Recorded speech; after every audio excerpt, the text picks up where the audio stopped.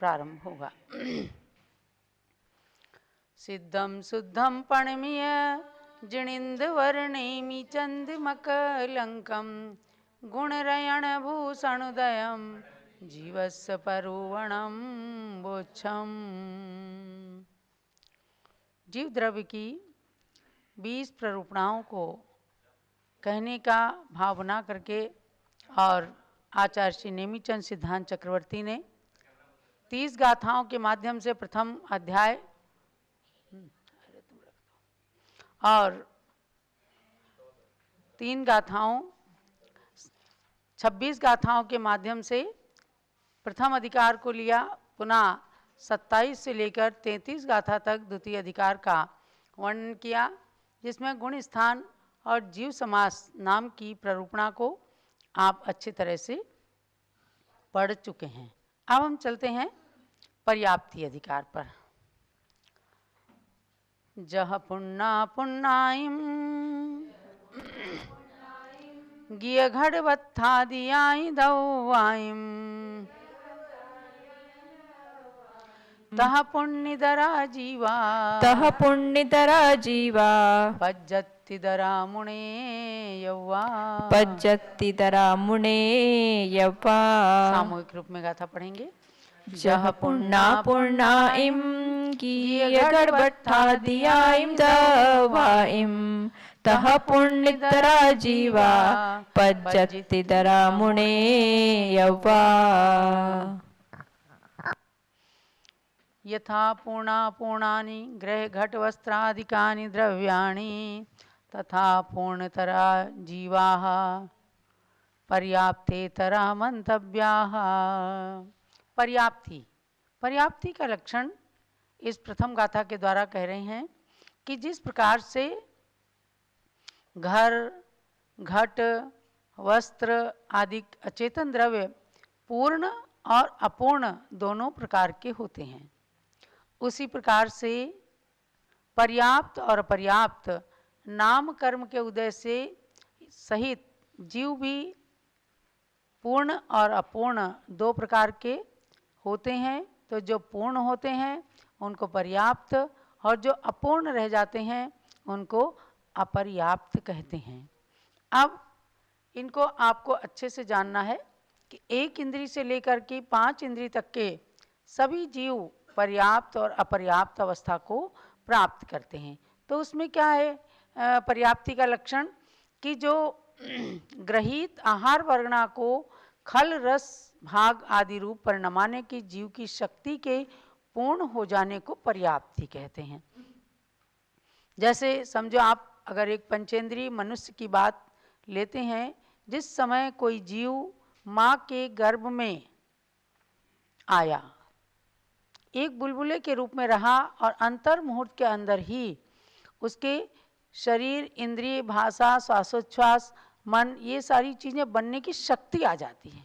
हम जान नहीं सकते हैं, लेकिन इनको केवल ज्ञानी भगवान ने बताया है कि उस जीव के अंदर ऐसा योग्यता, ऐसी शक्ति आती है कि जिससे इन चीज़ों को, शरीर आदि को बनाने की शक्ति जब पूर्णता को प्राप्त हो जाती है, यानी कि वहीं पर पहले पूर्णता को प्राप्त होती तब ग्रोथ प्रारंभ होता है।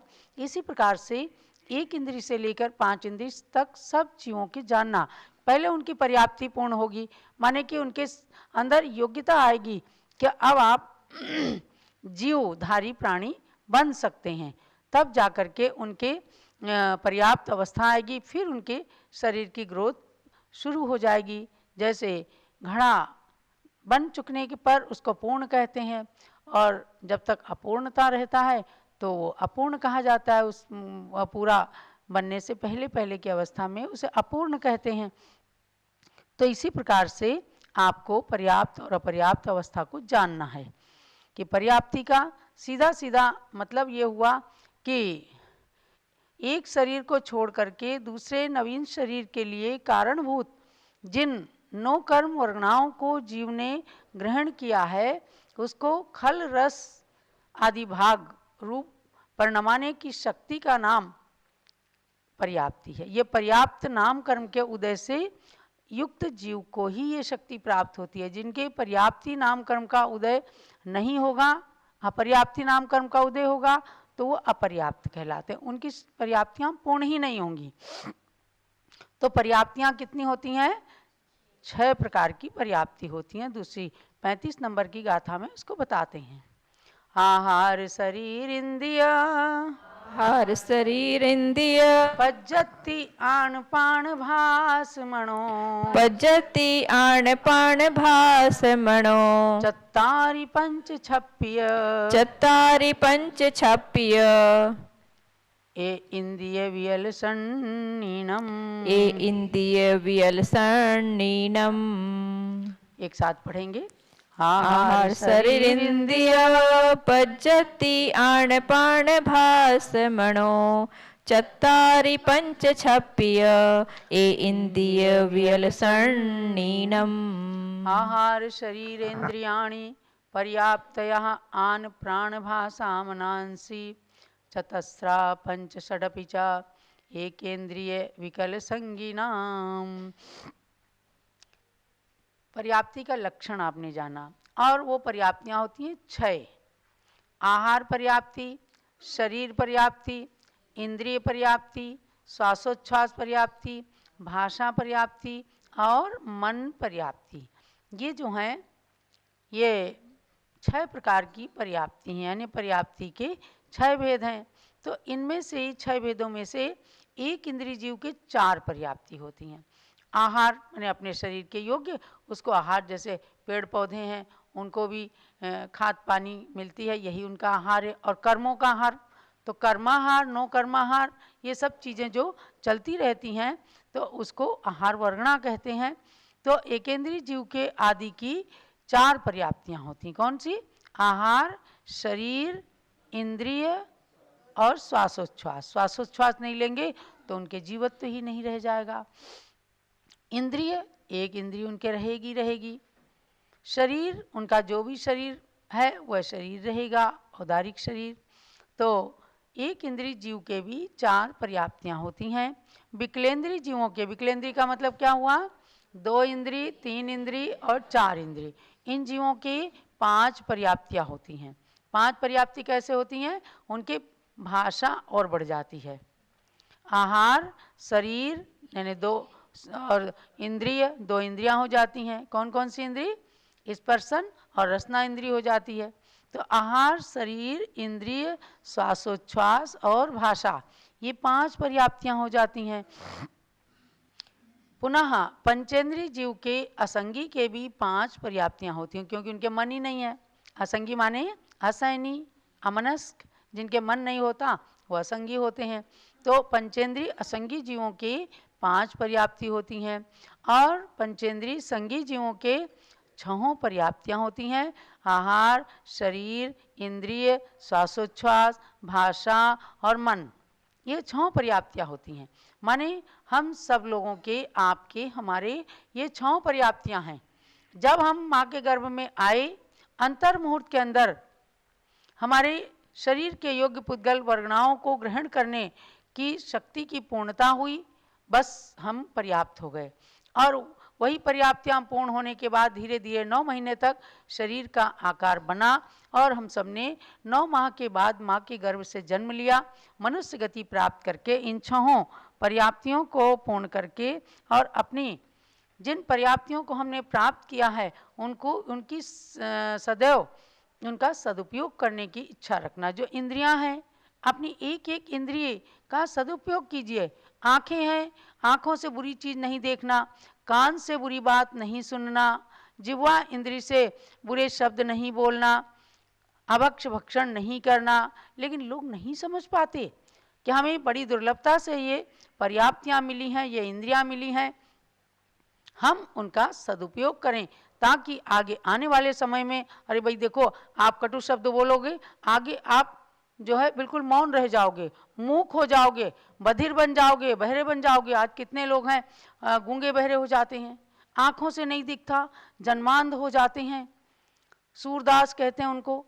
तो इन सब को पढ़ने का सार यही है कि हम प्रत्येक इंद्रिय का सदुपयोग करें, दुरुपयोग ना करें। क्योंकि मजाक मजाक में कई बार इस प्रकार से हो जाता है कि हम उसका सदुपयोग करने की स्थिति को समझ ही नहीं पाते, इतने इग्नोरेंट रहते हैं।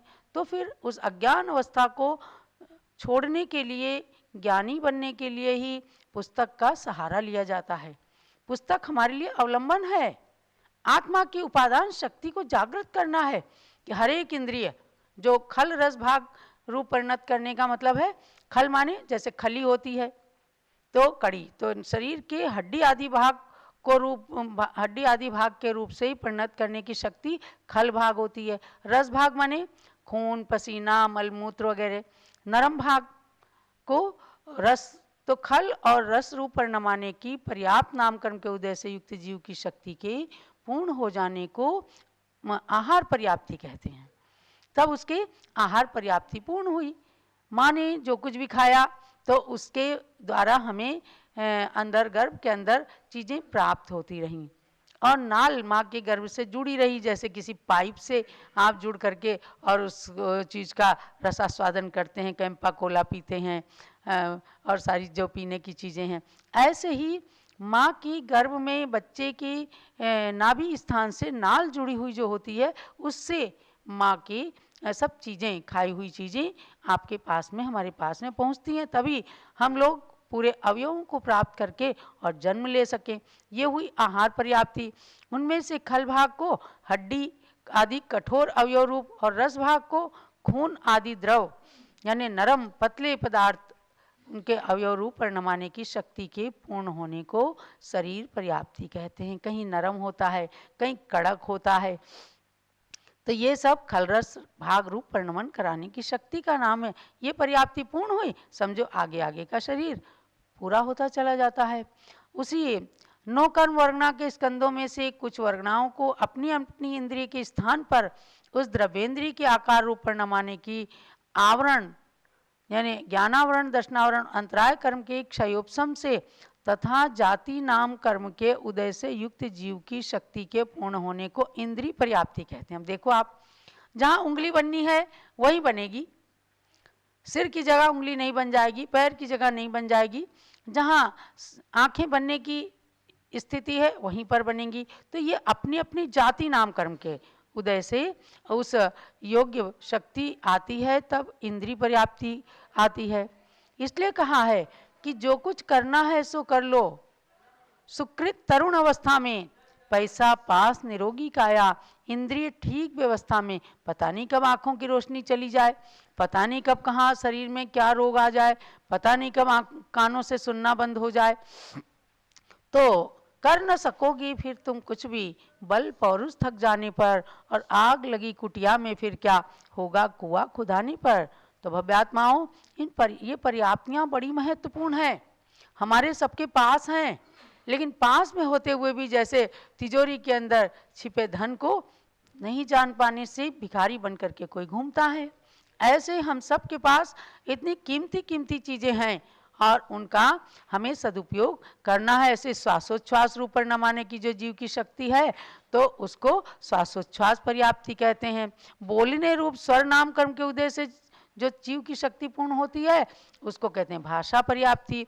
और मनोवर्गणाओं को द्रव्य मन के आकार रूप परिणमाने की जो 9 इंद्रियावरण वीर्यांतराय कर्म के क्षयोपशम से युक्त जीव की शक्ति को मनः पर्याप्ति कहते हैं। मन बड़ा आवश्यक होता है और इस प्रकार से 6 पर्याप्तियों की बात आपको बताई गई है। ये पर्याप्ति अधिकार ही है, इसमें केवल 3 गाथाएं हैं और आज हमने 2 गाथाओं के माध्यम से आपको पर्याप्ति का लक्षण और पर्याप्ति के भेद और उनके स्वरूप को बताया है। अब हम आगे चलते हैं दूसरे